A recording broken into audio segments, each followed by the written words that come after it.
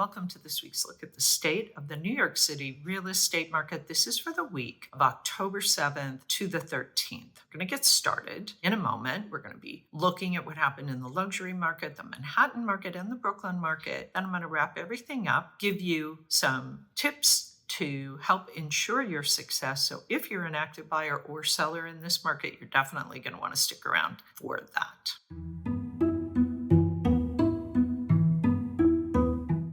There were 28 contracts signed in the luxury market. That is 2 fewer than the previous week. Interestingly, 13 of the 28 properties that went into contract were in the trophy category, meaning priced at $10 million and above. That's the highest number since Christmas week of 2021, when there were also contracts signed at $10 million and above. Okay, we're going to get started with the number one contract for last week. It was the penthouse at 23 East 22nd Street. It was asking $28.5 million. It was reduced from $62 million, when it was listed back in March of 2022. This is a triplex penthouse. It has over 7,000 square feet. It includes 5 bedrooms, 6.5 bathrooms. It spans the top 3 floors of a 60-story condo building called One Madison. The bottom floor has a corner great room with a double height ceiling. It's surrounded by a 586-foot terrace. The unit has spectacular views in all directions. And you may or may not have read about this apartment previously. It is owned by media mogul Rupert Murdoch, who bought the unit for a little over $43 million in February of 2014. The amenities in the building include a doorman, concierge, fitness center, and pool. The number 2 contract was Penthouse 32B at 500 West 18th Street. It was asking $23.6 million, raised from $23 million when the condo, then known as the XI, was first offered off of floor plans back in 2018. The condo has 5,210 square feet. It includes 4 bedrooms, 4.5 bathrooms, and 2 loges, which total 422 square feet. It has a dramatic corner, 54-foot great room, a loggia, and 3 out of the 4 bedrooms overlook the Hudson River. The unit has west, north, and east exposures. We've talked about this building before. The amenities are in the adjacent Faena Hotel, and they include a fitness center, a 75-foot lap pool, spa treatment rooms, golf simulator, children's playroom, private dining, a games lounge, and a garage. Quick stats for last week. The total weekly asking price sales volume, $307,333,500. The average asking price, $10,976,196. Median asking price, $9,750,000. Average discount from original ask to last asking price, 17%. And the average days on market, 469. Okay, well, still really strong showing in the luxury market, 28 contracts, but gosh, 13 of those were for the trophy category part of the luxury market. That's pretty impressive. Any questions about the luxury market? You can post those below or reach out to me directly at Sotheby's. We're going to move on now and take a look at what's happening in Manhattan and in Brooklyn.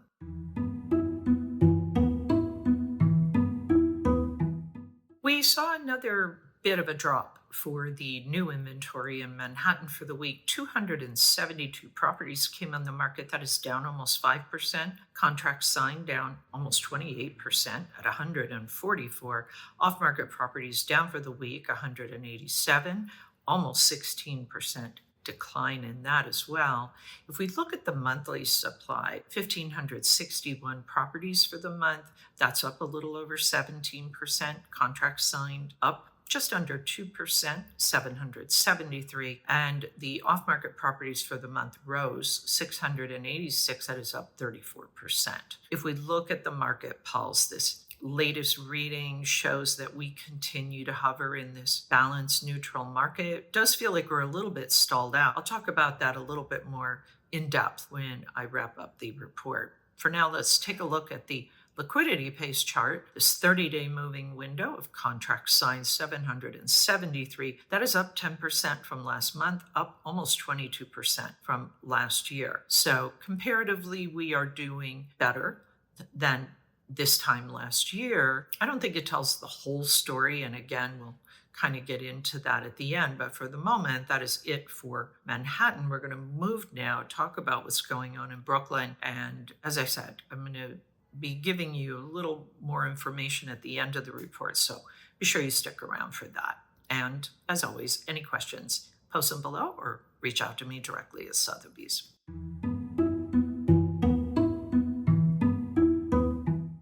In Brooklyn, we saw the supply rise over the week. The new supply, 182, that's up a little over 15%. Contracts signed, also up a little over 15%, 128. And the off-market properties, 83, that is down 24% from the previous week. 915 properties came on the market, that is up a little over 7%. Contracts signed, up almost 5% at 512. And off-market rose, 326 properties came off the market over the month. That's up a little over 20%. The latest market pulse reading in Brooklyn, again, staying in this kind of balanced, neutral market, not much change going on there from a balance standpoint. The liquidity pace is showing an increase, up 10% from last month, up almost 14%. For last year, 512 properties went into contract over the last 30 days. That's it for Brooklyn. I'm going to wrap this up now and give you a little additional information, as well as my recommendations for best strategies if you are an active buyer or seller in this market. So, as I said, luxury market, another really strong showing. We were down 2 contracts from the previous week, but still, 28 contracts signed at $4 million and above for the week. 13 of those were in the trophy category. That is the best showing for the trophy market category since Christmas week of 2021. 19 of those were condos, 6 were co-ops, and 3 were townhouses, and pretty even split between uptown and downtown. 13 uptowns, 15 downtown. So we saw a nice pop of activity in the downtown market because over the last few weeks, most of these luxury contracts have been in the uptown market. As I mentioned, the conditions in Manhattan and Brooklyn are fairly neutral and balanced, if a little stalled out. And we can see that the supply in Manhattan was down. We have now about 6,578 properties in Manhattan in total. In Brooklyn, that rose a bit. We have about 3,426 properties in Brooklyn in total. We're used to seeing slightly higher inventory than this during this kind of peak month of October, but definitely, it's risen, which is good, but we're not quite as strong. Our inventory is not quite at the same level as it typically is this time in the fall market. So contracts signed saw a decline in Manhattan, and we saw a little bit of a pop in Brooklyn for the week. There are things going on with the mortgage rates that may be affecting the buyer's willingness to step up. There have been some other, we know there are other factors going on right now too, with the election, and the Fed has kind of adjusted their projections for rate cuts. So that's going to have an impact on mortgage rates as well. And the mortgage rates have gone up a bit, which may or may not be the reason why we've seen a little bit of a lull in contract activity in Manhattan. The off-market properties in Manhattan and in Brooklyn down for the week, up for the month. As the fall market continues, it'll be interesting to see whether the number of off-market properties begins to increase. I guess it'll depend very much on how active the buyers are in the market as we continue to move through October. I'm going to share a couple of charts with you. So in Manhattan and in Brooklyn, if we look at these charts, the sales composition by size, we see that over the last 5 years, buyers are really moving more towards bigger apartments, 1,500 square feet and larger, And that's a 5% increase in the market share. One of the things that we also know is that buyers are also seeking out, in particular, properties that are ready to move into that don't need any renovation. They could be new, brand new, or they could just be in kind of perfect